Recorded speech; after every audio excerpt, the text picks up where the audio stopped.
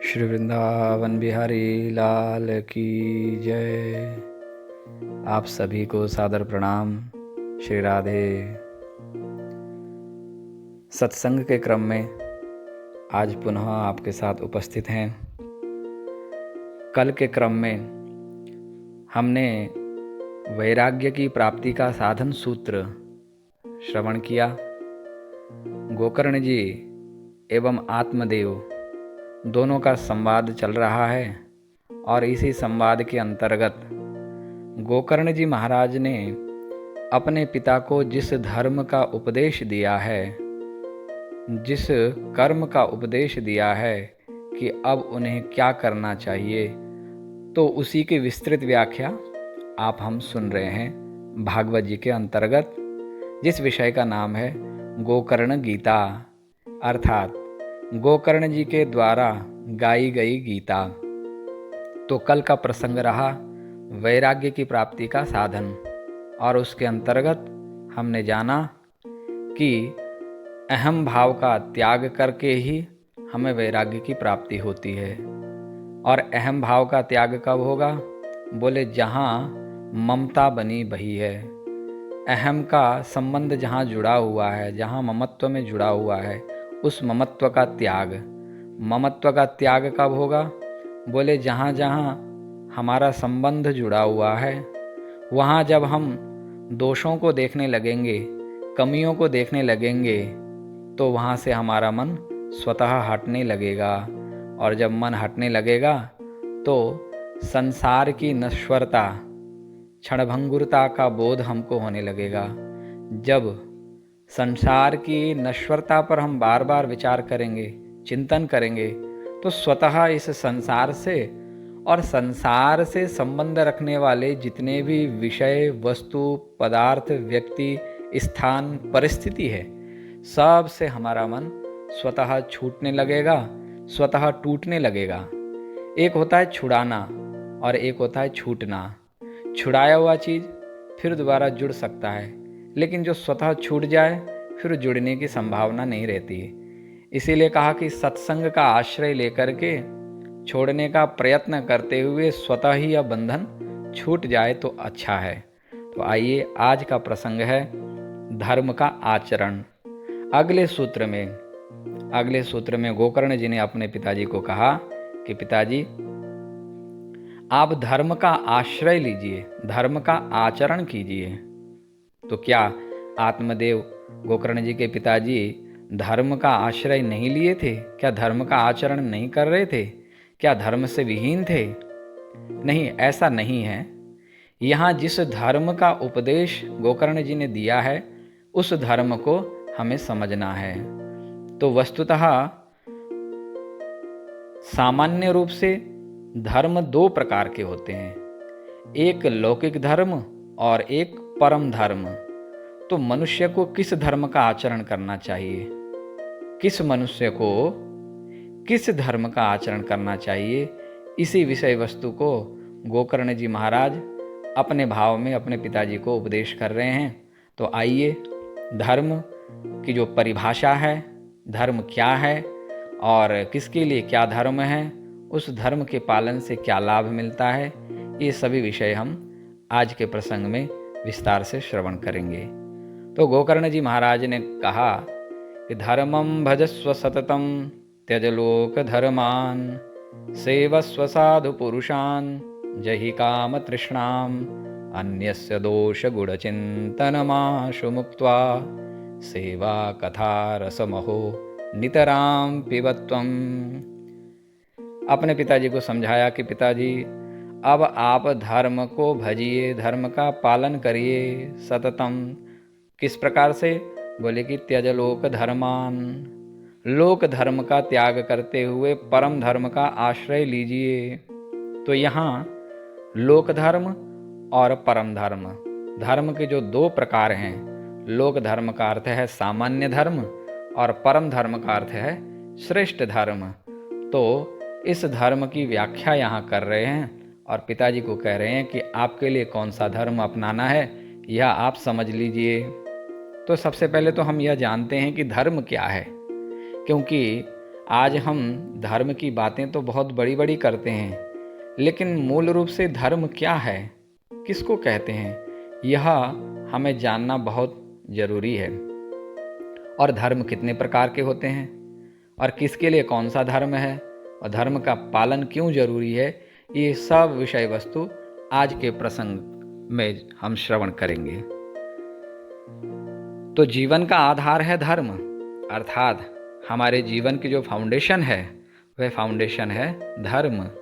धर्म के आधार पर ही हमारा जीवन जीवित है, हम जीवित हैं, क्योंकि शास्त्र कहते हैं धारणात् धर्मः, अर्थात जिसको धारण किया जाता है और जिसको धारण करने से ही हमारी शोभा है। जैसे शरीर की शोभा एवं सुरक्षा कपड़ों से होती है, ऐसे ही मानव जीवन की शोभा एवं सुरक्षा धर्म से होती है।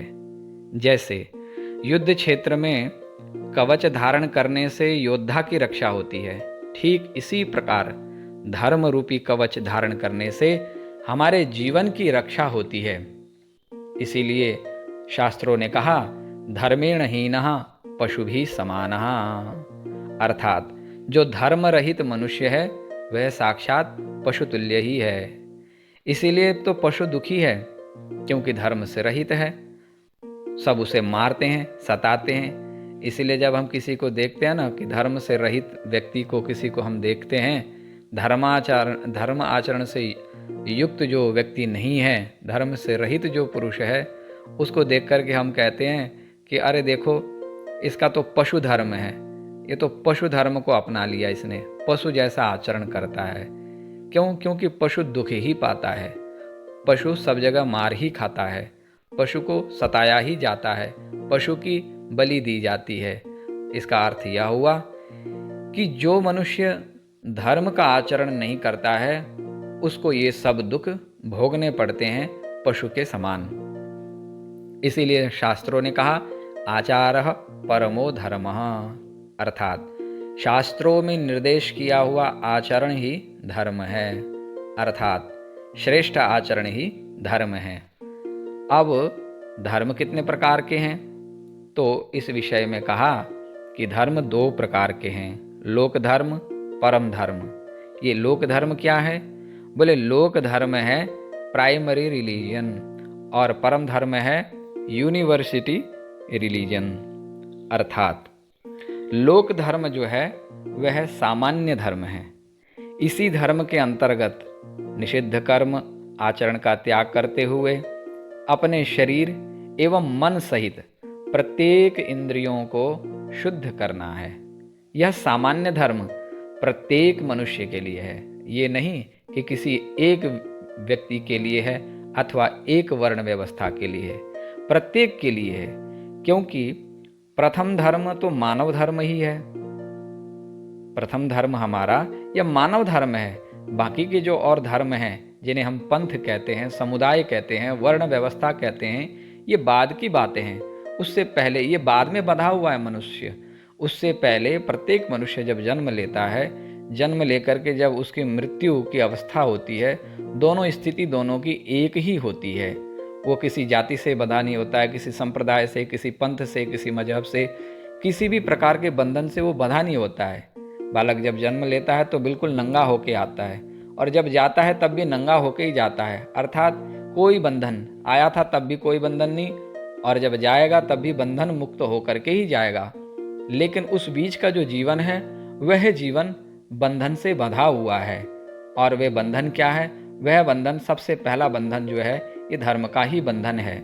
धर्म बंधन ना कहें, इसको एक परिधि कह सकते हैं, इसको एक सीमा कह सकते हैं। ये हमारे लिए एक परिधि है, एक रेखा है।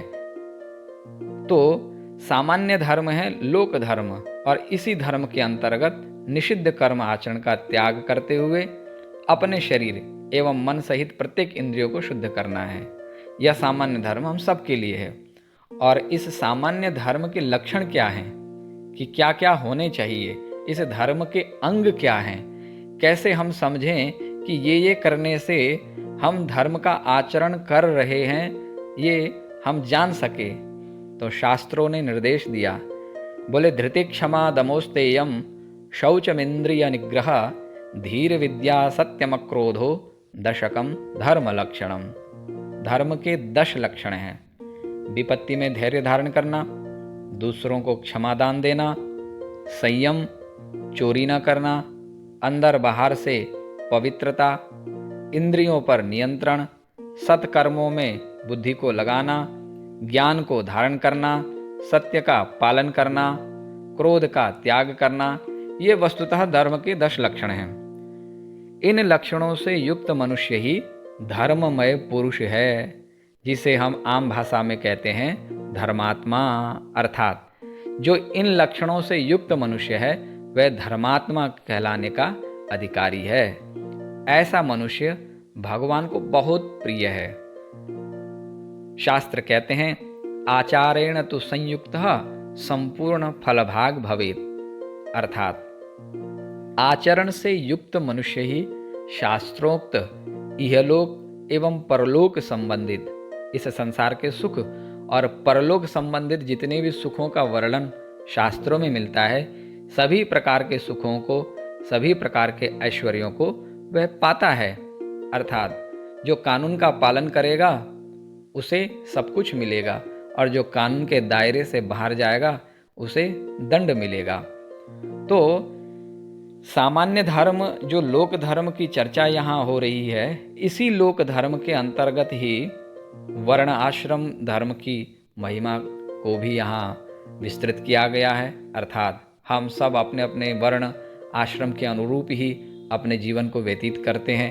अपनी अपनी मर्यादा में रहकर, अपनी अपनी सीमा में रह कर के हम अपने जीवन को यापन करते हैं। तो उपरोक्त कहे गए जितने भी आचरण हैं, उपरोक्त कहे गए आचरण सभी वर्णों के लिए, सभी आश्रमधारियों के लिए हैं। ये नहीं कि ऊपर जो लक्षण अभी बताए आपको 10 लक्षण, ये किसी एक जाति के लिए है, एक वर्ण के लिए है, एक व्यक्ति विशेष के लिए है। ये सभी के लिए है, क्योंकि विशुद्ध आचरण ही मानव धर्म है। इसके अतिरिक्त गुण एवं कर्मों के आधार पर विभाजित वर्ण व्यवस्था के अंतर्गत ब्राह्मण, क्षत्रिय, वैश्य आदि के जो कर्म एवं धर्म अर्थात जिम्मेवारियां हैं, उनका ईमानदारी पूर्वक पालन कर समाज एवं राष्ट्र हित में सहयोग प्रदान करना, यह वर्ण धर्म है। और ब्रह्मचर्य, गृहस्थ, वानप्रस्थ, संन्यास आश्रम की मर्यादाओं का पालन करते हुए अपने अपने आश्रम की सेवा द्वारा परस्पर सहयोग की भावना स्थापित कर प्राणी मात्र को सुख देना, यही प्रत्येक आश्रमधारियों का धर्म है। शरीर एक है, लेकिन शरीर के अवयव अर्थात शरीर के जो अंग हैं वे अनेक हैं, और प्रत्येक अंग का अपना धर्म है। यथा नेत्र का धर्म है देखना, किसी वस्तु पदार्थ को दिखाना। जिह्वा का धर्म है स्वाद का अनुभव करना। हाथ का धर्म है सेवा के लिए आगे बढ़ना, दूसरों की रक्षा करना। पाँव का धर्म है पूरे शरीर को वहन करना, एक स्थान से दूसरे स्थान पर पहुंचाना। ठीक इसी प्रकार यह सृष्टि एक शरीर है, और भिन्न भिन्न स्वभाव गुण कर्मों से युक्त प्राणी इस सृष्टि का अवयव अर्थात अंग हैं। अतः संपूर्ण सृष्टि का उचित संचालन सबके सहयोग से ही होता है। इसलिए शास्त्रों ने कहा है कि सब अपने अपने धर्म का पालन करें। ऐसा न कर मनमाना करने से सृष्टि में अनर्थ होने लगता है, जिसके परिणाम में सबको दुख भोगना पड़ता है। इसलिए प्राथमिक धर्म अर्थात प्राइमरी रिलीजन का पालन सभी मनुष्य के लिए आवश्यक है, जरूरी है। वस्तुतः धर्म का संक्षेप में अगर अर्थ कहा जाए कि धर्म का संक्षेप में इसका अर्थ बताएं, तो धर्म का संक्षेप में अर्थ होता है स्वभाव, नेचर। जैसे आग का स्वभाव है तेज, अर्थात यदि हम आप अग्नि के नजदीक बैठेंगे तो आग हमें ताप देगी। इसी प्रकार जल का स्वभाव है शीतलता, जलपान करने से सबको शीतलता मिलती है। जल यह नहीं देखता है कि यह किस धर्म का है, किस जाति का है, किस वर्ण व्यवस्था का है। अमृत का स्वभाव है मृत्यु के भय से मुक्ति दिलाना, और विष का स्वभाव है दूसरे को मारना। ठीक इसी प्रकार मनुष्य का जो प्राकृतिक स्वभाव धर्म है वह है मानवता। मानवता कब पूर्ण होती है? जब वह शास्त्रोक्त वर्णित ऊपर बताए गए 10 लक्षणों से संपन्न हो जाता है। ऐसा होने पर अर्थात मानव जब अपने धर्म में स्थित रहता है तब उसके ऊपर भगवान की कृपा होती है, और उस कृपा के फलरूप उसके सभी मनोरथ स्वतः सिद्ध होते हैं। इसीलिए शास्त्रों में कहा है वृषो ही भगवान धर्मः, अर्थात सभी कामनाओं की वर्षा करने वाले को वृष कहते हैं, और यही वृष ही भगवान धर्म है। इसीलिए शास्त्र कहते हैं धर्म एव हतो हन्ति, धर्मो रक्षति रक्षितः, तस्मात् धर्मो न हन्तव्यो, मानो धर्मो हतो व्यधीत। अर्थात यदि हम धर्म का पालन करते हुए धर्म की रक्षा करेंगे तो विपत्ति आने पर धर्म हमारी भी रक्षा करेगा, और धर्म का आचरण न करने से धर्म हमारा विनाश कर देता है। सबको धर्म का आचरण करते हुए इसकी रक्षा करनी चाहिए। तो यह तो हो गया प्राथमिक धर्म, सामान्य धर्म, लोक धर्म। इस लोक धर्म की व्याख्या हुई। अब परम धर्म क्या है? तो उस परम धर्म की चर्चा करते हुए शास्त्र कहते हैं कि सवै पुंसाम परो धर्मो यतो भक्ति रधोक्षजे, अहैतुक्य प्रतिहता ययात्मा संप्रसीदति। अर्थात मनुष्य का परम धर्म यही है, श्रेष्ठ धर्म यही है कि वे जो भी कर्म करे उस कर्म का प्रयोजन केवल भगवान की प्रसन्नता हो। यतो भक्ति अधोक्षजे, कहा कि जो भगवान में प्रीति उत्पन्न कर दे जो कर्म, वही तो धर्म है। जिस कर्म से भगवान प्रसन्न हो वही तो धर्म है, और जिस कर्म से भगवान दुखी हो वह अधर्म है। और इस बात को हम अच्छी तरह जानते हैं कि हम जो कर्म कर रहे हैं उससे भगवान प्रसन्न होंगे या नहीं, यह एक अनपढ़ व्यक्ति भी समझता है कि क्या सही है और क्या गलत है। तो बोले कि संपूर्ण रूप से, चाहे वो कर्मों के द्वारा हो चाहे वो किसी भी रूप से हो, भगवान की प्रसन्नता ही परम धर्म है। अर्थात भगवान में प्रेम का जन्म होना, भगवान में प्रेम की उत्पत्ति होना, भगवान में प्रेम होना, यही परम धर्म है। इसलिए भगवान स्वयं कहते हैं कि धर्मो मद भक्तिकृत प्रोक्तो, अर्थात मुझ में भक्ति उत्पन्न होना, मुझसे प्रेम करना ही धर्म है। तुम मुझसे प्रेम करो, बस यही तुम्हारा श्रेष्ठ धर्म है। इसलिए गीता में भगवान ने स्पष्ट रूप से कहा कि सर्वधर्मान परित्यज्य मामेकम शरणम व्रज। सभी धर्मों का परित्याग करके, परित्यज्य का अर्थ हो गया कि एक बार छोड़ दिया तो दोबारा मुड़ना नहीं।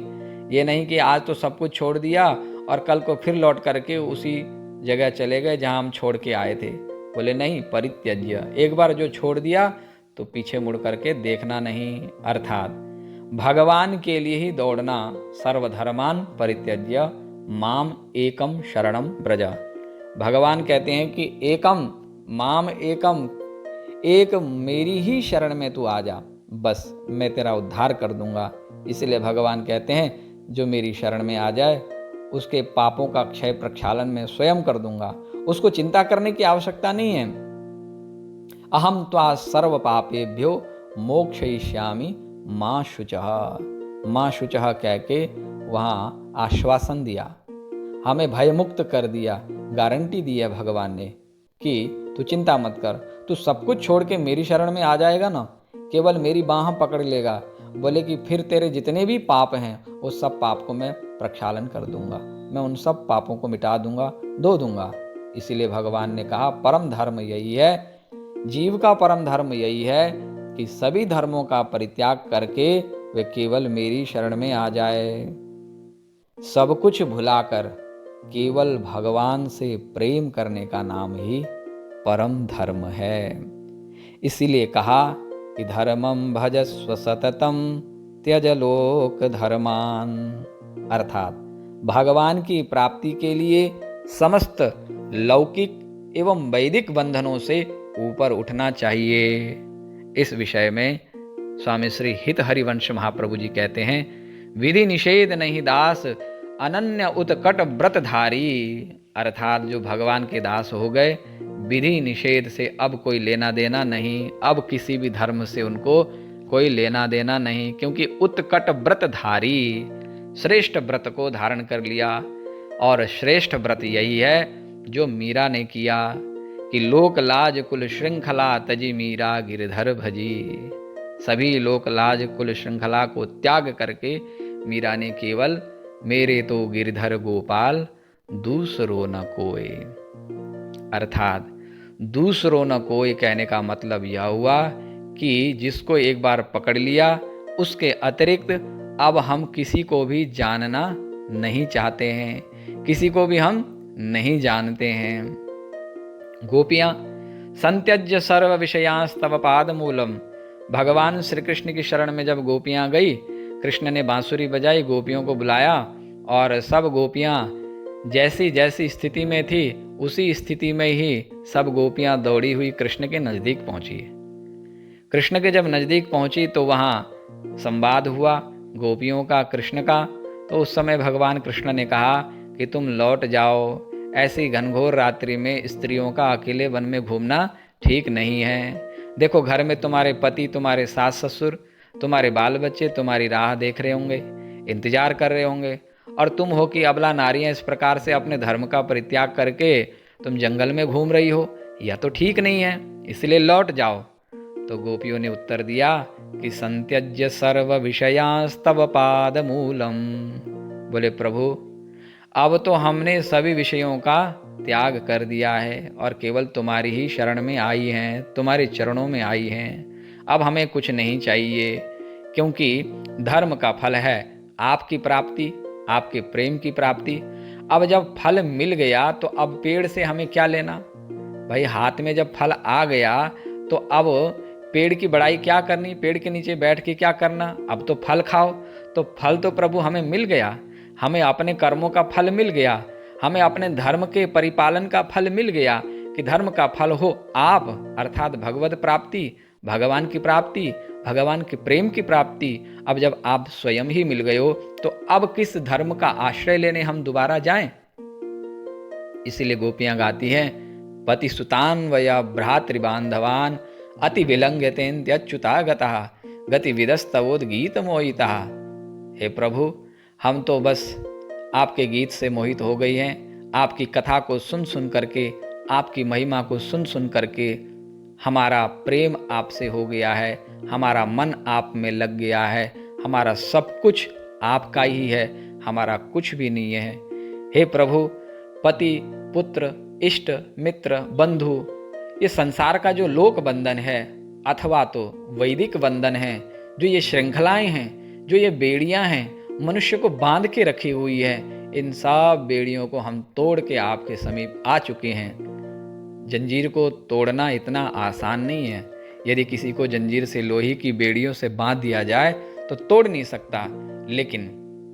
लेकिन कभी कभी ऐसे सुनने में आता है, देखने में आता है कि जब बहुत ज़्यादा ऊर्जा किसी के अंदर में होती है, पूरी ताकत लगा देता है और ऊर्जा के साथ में जब अपने लक्ष्य की ओर बढ़ता है तो उसकी आंतरिक ऊर्जा उस बेड़ी के बंधन को मुक्त कर देती है। ठीक इसी प्रकार से जीवात्मा संसार के विषय भोगों के बंधन से बंधा हुआ है, लोक धर्म के बंधन से बंधा हुआ है और परलोक धर्म के बंधन से बंधा हुआ है। वैदिक जो मर्यादाएं हैं, जो श्रृंखलाएं हैं, समस्त प्रकार के बंधनों से यह जीव बंधा हुआ है। लेकिन जब यह भगवान की ओर बढ़ता है, जब यह भगवान से प्रेम करने लग जाता है, जब भगवान को ही सब कुछ मानने लग जाता है कि बस अब तो मेरे तो गिरधर गोपाल दूसरो न कोई, यह बात जब इसके मन में उपज जाती है तो सभी बंधन, सभी बेड़ियां स्वतः ही टूटने लगते हैं, स्वतः ही छूटने लगते हैं। उसको फिर तोड़ना नहीं पड़ता, छोड़ना नहीं पड़ता। बच्चे को जब बहुत भूख लगती है, बहुत ज़्यादा जब तड़पता है तो उस समय माँ को दौड़ के आना पड़ता है उसके पास, अथवा तो बच्चा इतना रोएगा चिल्लाएगा कि वो सब बेड़ियों को तोड़ करके भागेगा और माँ के नज़दीक पहुँचेगा। ठीक इसी प्रकार से जीव भी जब पुकारता है, भगवान को जब पुकारता है कातर स्वर में, और वो तड़पने लगता है कि मुझे तो केवल भगवान ही चाहिए, जब ऐसा प्रेम उसके मन में जगता है तो वे परम धर्म में अवस्थित हो जाता है। और जहाँ जीव परम धर्म में अवस्थित हो गया, परम अर्थात श्रेष्ठ धर्म तो यही है कि केवल भगवान से प्रेम हो जाए, भगवान के अतिरिक्त हमें कुछ नहीं चाहिए। ऐसी स्थिति में सभी लोक धर्मों का त्याग स्वतः हो जाता है, लोक धर्म स्वतः ही छूटने लग जाते हैं। भगवत प्राप्ति के निमित्त लोक धर्म का त्याग तो उचित है, लेकिन यह मार्ग अर्थात लोक धर्म का त्याग उसी के लिए कहा गया है जो अब केवल भगवान को ही पाना चाहता है। अंतिम निर्णय ले लिया है, भगवान के अतिरिक्त कुछ नहीं। ये नहीं कि एक हाथ में भगवान और दूसरे हाथ में संसार, उसके लिए नहीं है कि तुम लोक धर्म का त्याग कर दो, ये तो गलत हो जाएगा, ये तो अनर्थ हो जाएगा। आत्मदेव ने लोक धर्म को पूर्ण रूप से पालन किया। आत्मदेव का चरित्र आप सुनेंगे तो पूर्ण रूप से वो अपने धर्म का पालन कर रहे थे। धर्माचरण युक्त जीवन एवं शास्त्रोक्त रीति से चलने का फल मिला कि गोकर्ण उन्हें परम धर्म का दान कर रहे हैं। अर्थात जब हम लोक धर्म का ईमानदारी से पालन करते हैं तो एक दिन ऐसा समय आता है कि हमारे जीवन में संत मिलन होता है, शास्त्रों की कृपा होती है, संतों की कृपा होती है, धर्म की कृपा होती है, भगवान की कृपा होती है, और फिर संत महापुरुष ऐसे जीव को परम धर्म प्रदान करते हैं। परम धर्म क्या? बोले भगवान का प्रेम प्रदान करते हैं। वे उन्हें कहते हैं कि अब तुम भगवान की ओर बढ़ो, भगवान से प्रेम करो, तुम्हारा संबंध केवल भगवान के साथ है, संसार के साथ नहीं।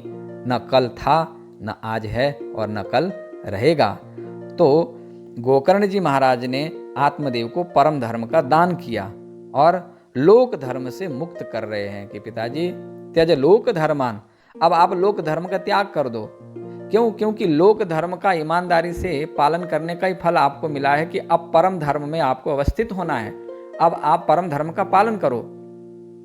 तो ये तो आत्मदेव जैसा, जिसकी आत्मा देवतुल्य बन गई है, अर्थात लोक धर्म का आचरण करते करते जब हमारी आत्मा देवतुल्य बन जाए, हमारे कर्म दिव्य बन जाए, तो उस स्थिति में लोक धर्म का त्याग स्वतः होने लगता है और वहाँ लोक धर्म का त्याग करना उचित ही है। अन्यथा मनमाना करने वाले को जीवन में दुख ही मिलता है, और वहाँ तो ऐसी स्थिति होती है, माया मिली न राम।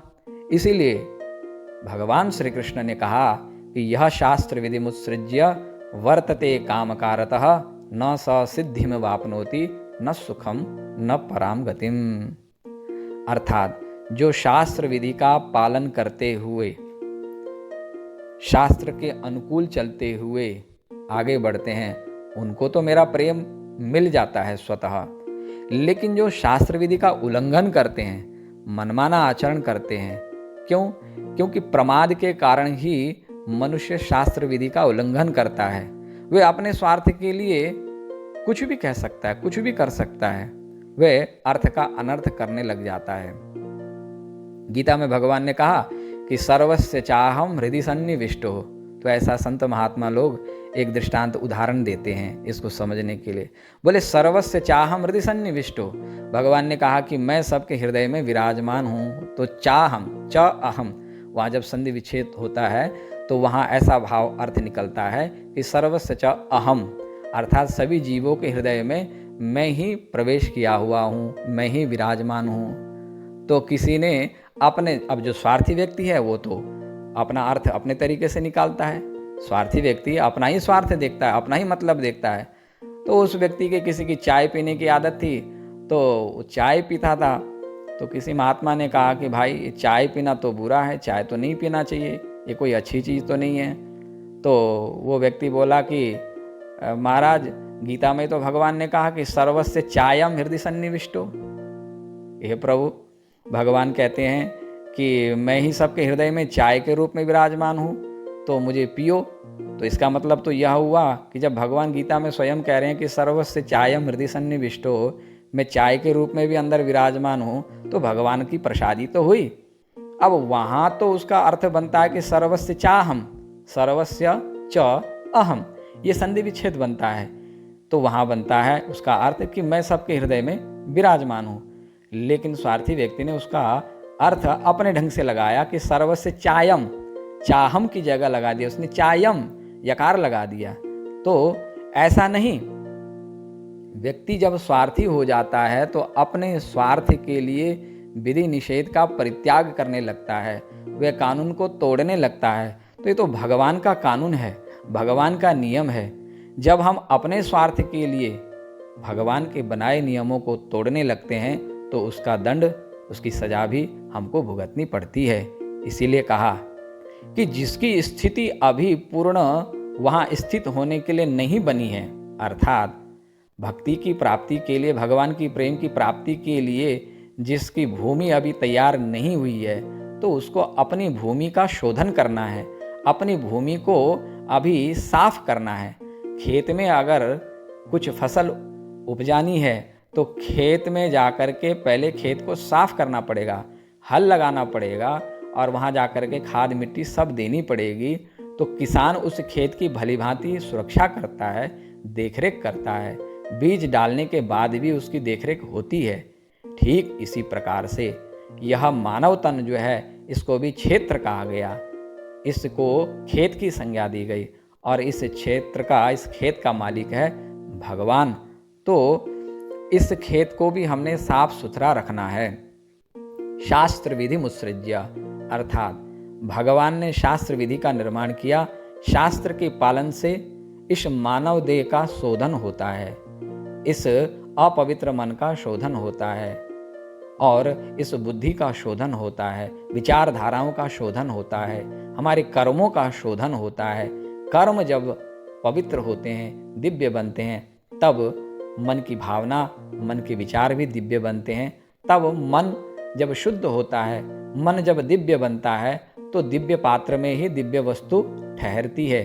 तो भगवान का प्रेम जो है यह दिव्य रस है। भगवान का प्रेम रस साधारण पात्र में नहीं टिकेगा। कहा जाता है कि शेरनी का दूध सामान्य पात्र में नहीं टिकता है, स्वर्ण पात्र में ही टिकता है। ठीक इसी प्रकार से भगवान का प्रेम भी जो कुपात्र है, अपात्र है, कुपात्र में कभी भी भगवान का प्रेम नहीं टिकता है। तो पात्रता को जन्म देने के लिए ही शास्त्र विधि का अनुपालन आवश्यक है। इसीलिए जो अनुपालन नहीं करेगा तो उसको न सिद्धिम वापनोति न सुखम न पराम गतिम, मनमाना करने से न सुख मिलता है और न कोई श्रेष्ठ गति हमको मिलती है। तो अतः जब तक भगवत प्राप्ति की तीव्र वेदना हृदय में उत्पन्न न हो, तब तक शास्त्र अनुकूल आचरण करते रहना चाहिए।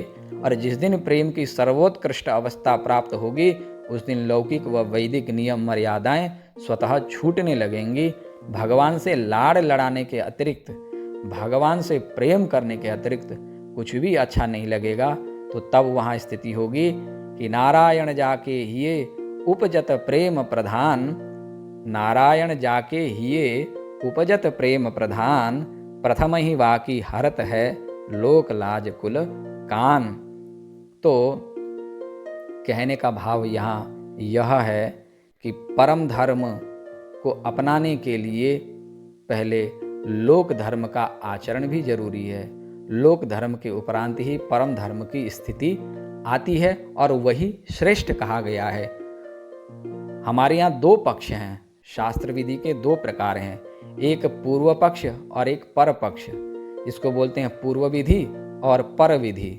पूर्व पक्ष है कर्मकांड का पक्ष और पर पक्ष है उपासना का, अर्थात न्याय शास्त्र के सिद्धांत से। पर विधि अर्थात जो बाद की विधि है, ये वस्तुतः ये बलवती होती है, यही हमें ग्रहण करने योग्य है, लेकिन पूर्व पक्ष से ही यात्रा प्रारंभ होती है। अर्थात पूर्व पक्ष जो है वह है कर्मकांड का आश्रय, अर्थात जो विधि निषेध जो शास्त्रों में बतलाए गए हैं उन विधि निषेधों का पूर्णतया पालन करना। जो लोक धर्म है, हमारी मर्यादाएं, हमारी रीति रिवाज हैं, हमारे जो सामान्य धर्म हैं, एक संतान का अपने माता पिता के प्रति क्या कर्तव्य है, क्या धर्म है, एक पति का पत्नी के प्रति, पत्नी का पति के प्रति, भाई बंधुओं का आपस में, समाज का एक दूसरे के प्रति क्या कर्तव्य है, क्या धर्म है, ये सबका जो अपना अपना धर्म है, इसको जो ईमानदारी से पालन करता है, ईमानदारी से पालन करने वाले का मन शुद्ध होता है, उसके प्रत्येक कर्म दिव्य बन जाते हैं, शुद्ध बन जाते हैं। तो कालांतर में जब उसकी चेतना, सुप्त हुई चेतना जब जागृत होने लगती है पवित्रता के भाव से, तब वो उपासना के पंथ में आगे बढ़ता है। और उपासना अर्थात भगवान के नज़दीक बैठना, यही तो परम धर्म है। अब तक तो हम संसार के नज़दीक बैठे थे, लेकिन यही धर्म नहीं है कि उमरिया बीत गई और अब भी हम संसार के नज़दीक ही बैठे हुए हैं। अरे अब हमको पार जाना है, तो इससे पार जाने का अर्थ है उपासना। तो जो यहाँ पूर्व विधि है, लोक धर्म, सामान्य धर्म, इस सामान्य धर्म का पालन करते हुए अपने कर्मों को शुद्ध करना है, अपनी चेतना को जागृत करना है, अपने हृदय को पवित्र बनाना है, और उसके बाद पर विधि अर्थात परम धर्म भगवत प्रेम के लिए हमें आगे बढ़ना है। एक बात विशेष समझने की है, हमारा जीवन प्रायः पूर्व पक्ष अर्थात जो लोक धर्म है, उस लोक धर्म में ही बीत गया। गोकर्ण जी महाराज ने अपने पिताजी को जो यहाँ शिक्षा दी है, ये शिक्षा केवल अपने पिताजी को नहीं दी है, ये शिक्षा आप हम सब के लिए है। गोकर्ण जी महाराज कहते हैं कि संसार का व्यवहार निभाते निभाते तुम बूढ़े हो गए, अब काल तुम्हारे सिर पे मंडरा रहा है, कब तुम्हारे ऊपर काल का प्रहार होगा ये तुम नहीं जानते। और मनुष्य का जो लक्ष्य था, वो लक्ष्य तो था भगवत प्रेम की प्राप्ति, अर्थात इस मानव देह से ही, मानव तन से ही, इसी जीवन में भगवान का दर्शन अथवा तो भगवान का कुछ अनुभव, भगवान का प्रेम, इसकी प्राप्ति होनी चाहिए थी। लेकिन अज्ञानता में, मूढ़ता में इस जीव ने केवल एक ही पक्ष को पकड़ लिया, और वह पक्ष क्या है? लोक धर्म, अर्थात लोक व्यवहार में ही रत रहा, संसार के व्यवहार में ही उलझता रह गया। और जब संतों ने उपदेश दिया, संतों ने उसको कहा कि भाई आगे बढ़ो, भगवान की आराधना करो, भजन करो, यही जीवन का सार है, तो उस समय कहता रह गया अभी तो हमारे दिन आए नहीं हैं, जब दिन आएंगे तब करेंगे, अभी तो हमारे दिन संसार के भोग भोगने के हैं, दिन आ जाएंगे फिर हम करेंगे बाद में। तो वह मूढ़ व्यक्ति इतना अभिमान कर बैठता है, वह सोचता है कि मैं 100 साल जीऊंगा, 100 साल जिएगा या नहीं जिएगा इसका ठप्पा किसी के सिर में नहीं लगा हुआ है, अर्थात कितना जीवन हमारे हाथ में है ये हमको नहीं मालूम। तो जिस विषय में हमें मालूम ही नहीं हो तो उसका भय हमको होना चाहिए। अरे राजा परीक्षित को तो मालूम था कि 1 हफ्ते के अंदर मृत्यु होगी, 7 दिन में मृत्यु हो जाएगी, तो लेकिन हमें तो ये नहीं मालूम कि कौन से दिन में हमारी मृत्यु होगी, कब वह दिन, वो मुहूर्त कब है कि कब हम मर जाएंगे। तो जिसकी जानकारी नहीं हो उसमें भय होना चाहिए था, और लोक धर्म से, इस लोक व्यवहार से उपरति होनी चाहिए थी। लेकिन हम लोक धर्म से शांत नहीं हुए, लोक धर्म से अलग नहीं हुए, तो हमारा जीवन यहीं तक सीमित न रह जाए, इससे आगे की यात्रा भी है, और वह यात्रा है परम धर्म की यात्रा। तो सज्जनों, आज के जो प्रसंग का जो सार है, उस प्रसंग का सार यह है कि अब तक हम संसार के व्यवहार को निभाते रहे, जो निभा रहे हैं ठीक है, ईमानदारी से अपने व्यवहार को, जहाँ जो हमारा कर्तव्य है उसका परिपालन करें, उस कर्तव्य का परिपालन करते हुए भोग दृष्टि ना रखें, केवल सेवा भाव रखें, वहाँ किसी प्रकार की कामना ना रखें, क्योंकि कामना होगी, भोग दृष्टि होगी तो दुखी ही मिलेगा। इसके साथ में हमारे अंतःकरण में यह बात एकदम बैठनी चाहिए, और इस पर बार बार चिंतन विचार करते रहना चाहिए कि मैं कौन हूँ, कहाँ से आया हूँ, कहाँ जाना है, मैं किस लिए आया हूँ, क्या इन संसारियों की सेवा करने के लिए आया हूँ, क्या जन्म से लेकर मृत्यु पर्यंत तक की जो क्रियाएं हैं, अवस्थाएं हैं, बस इन्हीं को देखने के लिए आया हूं। पशु का जैसा जीवन है, आहार निद्रा भय मैथुनम च सामान्य में तत् पशुभिर नराणाम। अरे भूख लगती है तो भोजन मिलता है, अगर कोई हमें कुछ कहे तो हमें डर भी लगता है, निद्रा लगती है खाने के बाद में, और सामान्य रूप से जो विषय भोगों का सेवन है वे पशु में भी है, हम में भी है। खाना पीना उठना सोना मर जाना ये सब क्रियाएं पशु में भी है और हम में भी है। तो पशु के जीवन और हमारे जीवन में अंतर ही क्या रह गया। तो सामान्य में तत् पशुभिर नराणाम धर्मो हितेषाम अधिको विशेषो। सामान्य धर्म ये पशु में हम में बराबर ही है, लेकिन कुछ विशेष धर्म मनुष्य में है। वह विशेष धर्म क्या है? वह विशेष धर्म है परम धर्म। धर्मो ही तेषाम अधिको विशेषो। मनुष्य के पास धर्म है इसलिए वो विशेष है। चला लक्ष्मीश्चला प्राणा चलम जीवित यौवनम चला चले च संसारे धर्म एको ही निश्चलः। शास्त्रों ने कहा कि इस संसार में सब कुछ चलायमान है। जिस धन के पीछे हम पागलों की भांति रात दिन भाग रहे हैं, लगे हुए हैं, उस धन को पकड़ने के लिए हम लगे हुए हैं, और एक दिन वो धन भी हमारे हाथ से छूट जाता है। व्यक्ति मरने के बाद अपने साथ कुछ भी नहीं ले जाता है, वो चाहे भी तो नहीं ले जा सकता है। उसने जो कमाया था अपने लिए वह स्वयं भोग नहीं कर पाता है, उसका कमाया हुआ संसार ही भोग करता है। जीव सोचता है कमाऊंगा मौज करूंगा, लेकिन वह स्वयं तो मौज नहीं कर पाता। सारी जिंदगी धन के पीछे भागते हुए, दरिद्र बनते हुए अपने सुख चैन को नष्ट कर देता है। सोचता है बुढ़ापा आएगा तो आनंद के साथ में जीवन व्यतीत करूंगा, पर ऐसा कभी होता नहीं है, दुख ही हाथ लगता है।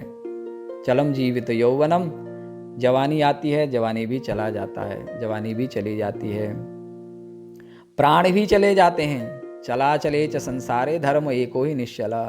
अपने साथ कुछ भी तो नहीं गया, शरीर भी अपने साथ नहीं गया। जिस शरीर में हमारी इतनी आसक्ति है वह शरीर भी केवल अग्नि तक ही रहा। चिता में लिटाया तो अग्नि ने उसका भक्षण कर लिया, प्राण भी चले गए। हमारे साथ गया क्या? हमारे साथ आखिर जाएगा क्या? इस पर कभी हमने विचार किया? तो हमारे साथ जाएगा तो केवल परम धर्म ही जाएगा, और वह परम धर्म है भगवान के साथ में हमारा नाता। अर्थात यदि हमने भगवान के साथ नाता जोड़ लिया, भगवान से ही हमने नेह बना के रखा, भगवान में ही हमारी अनुरक्ति बनी रही, भगवान में ही हमारी आसक्ति बनी रही, तो हमारा जीवन सफल है, अन्यथा जीवन बेकार हो जाएगा। इसीलिए पिताजी से कहा कि पिताजी संसार के पीछे पागल बनते रहे, पहले भी मरने गए थे और अब भी देखो, जब आपके पास कुछ नहीं था तब भी मरने निकले थे, और अब सब कुछ होने के बाद भी फिर मरने की कगार पे हो। तो जीव को सुख कहीं नहीं मिलता है। वह सोचता है कि फलानी वस्तु मुझे मिल जाए तो मैं सुखी हो जाऊंगा, पर होता ऐसा नहीं है, क्योंकि उस वस्तु के प्राप्त होते ही फिर दूसरी कामना जन्म लेती है, और ये कामनाएं बढ़ती रहती है, और व्यक्ति अंधा हो जाता है, उसको दिखता नहीं है।